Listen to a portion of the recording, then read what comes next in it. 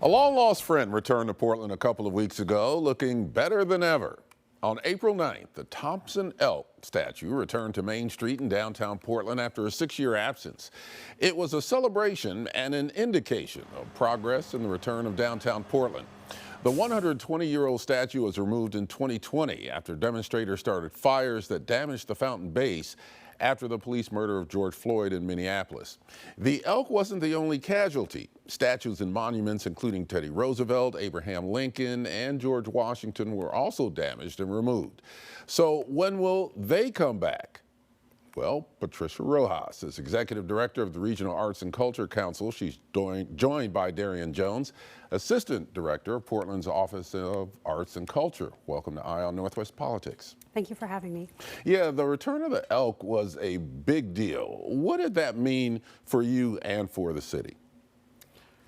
Yeah, the elk project, I think, was one of the most joyous moments we've had in the city in a while. I said during my speech at the event that in some ways, the elk was much broader than the return of a physical sculpture or the fountain. But for a lot of folks, it was a sense of place and something familiar. And I think I've even heard people say that it feels like hope's returning to the city after we had a few years of strife and difficult moments in Portland. What was the Regional Arts and Culture Council's role in helping to bring the elk back? So we are fortunate to have a team of experts, and we work with experts in the community to restore, to protect, to conserve, and bring back all of the pieces as we get direction from the city. Well, several other statues or monuments were damaged and removed, including the Teddy Roosevelt Rough Rider statue across from the Portland Art Museum, Abraham Lincoln on the South Park blocks, George Washington on Sandy Boulevard. The Promised Land statue at Chapman Square was also taken away. Where are they now, and when will they come back? That's a great question. There's two more we'd also add. There's a monument of Harvey Scott that was removed in Mount Tabor. That was actually replaced with a temporary bust of York that's on display right now of bronze fabrications at the Portland Art Museum. The other monuments you mentioned as well, George Washington's monument, we have that one in storage right now, and we're working with RAC to prepare it for conservation this summer. So we hope to have it shipped off and some of the work done to restore that piece. Theodore Roosevelt's monument is very complex. There was extensive damage done in 2020 to the piece. We're working right now to develop a plan for the conservation work because the level of technical skill needed isn't currently available. The Lincoln Monument, I can say, is very exciting. It was conserved a little bit over a year ago thanks to the help of RAC. Their team was able to pull together a great group of folks. We learned in that project that there was a metallurgical analysis done on the sculpture where it showed that the metals used nearly 100 years ago were kind of poor quality. So that took a little bit more time to do the restoration work. The piece right now is in storage, and we're preparing the site plans for it with the landscape architects and engineers so that folks should expect to see some work happening in the South Park blocks this summer. And we hope to have the Lincoln Monument installed in late fall, early winter of this year. Do you expect all of those monuments to come back eventually? I think it depends, around how the work goes. I would say the ones that we've talked about today, we know that Promised Land will not be returning to the city. It was deaccessioned from the city's public art collection thanks to RAC and the Public Art Committee. It was actually returned to the artists and enterprise, and it's going to actually be a part of a school program to help develop a new fabrication and metalworking program in Wallowas, Oregon. The Harvey Scott piece will not be returning as well. The city chose to deaccession that piece, and we're waiting on a deposition of what will happen to the future of the actual bronze and metals. The three presidents will definitely be installed. The two that were in the South Park blocks will return. The George Washington piece we mentioned will need to find a new site location, and the city is excited to share some plans for that soon. And lastly, the York bust I mentioned is on display at Portland Art Museum. There's a survey where we're asking Portlanders where it should go. We know that there's a few locations, Mount Tabor, potentially near the river, or even downtown in Chapman Square. So we're hoping to hear more.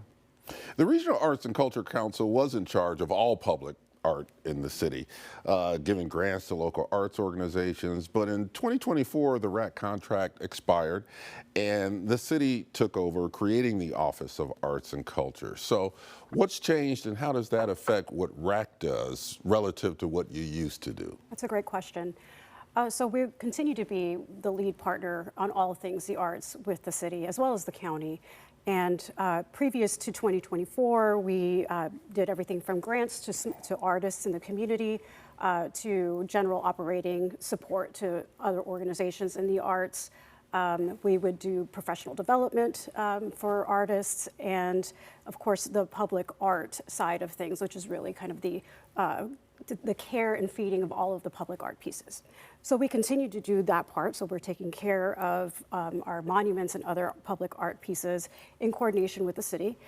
We continue to have a smaller grants program. So it still exists today. We're supporting lots of artists in the community to do beautiful work and grow their businesses as artists.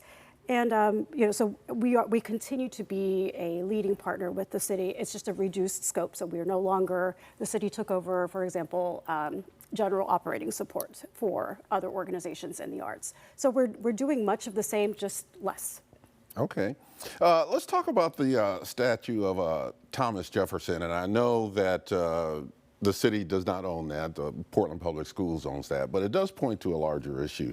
It was toppled outside of Jefferson High School. Jefferson is the predominantly black high school in the Portland area. Thomas Jefferson's slaveholder status touched a deep nerve, and now there's even talk about changing the name of the school because of that, away from Jefferson High School. But with the other monuments, slaveholder status, their historical status of the presidents, how much does the history of these monuments, of the people that these monuments represent, influence what you do with them? That's a really great question. And, I'd say it depends on who's really experiencing the art or the monument. There's many folks in Portland who have shared in this project that they really have affinity towards the Lincoln Monument because they went to Lincoln High School. Mm-hmm. And it's something I mentioned earlier is familiar to them in the community. That's always been there.